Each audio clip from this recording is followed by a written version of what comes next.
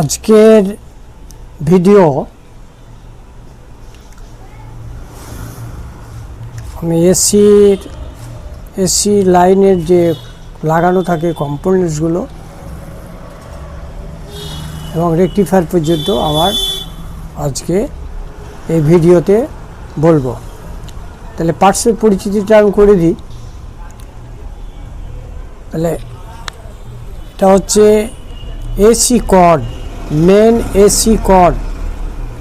এটা হচ্ছে কন্ডেন্সার, এটা হচ্ছে রেজিস্টার, এটা হচ্ছে ভিডিআর, এটা হচ্ছে লাইন ফিল্টার, এগুলো হচ্ছে জাম্পার, এটা হচ্ছে এসি ফিউজ, এই রেজিস্টার, এগুলো হচ্ছে ডায়োড অর্থাৎ রেকটিফাই করার জন্য ডায়োড,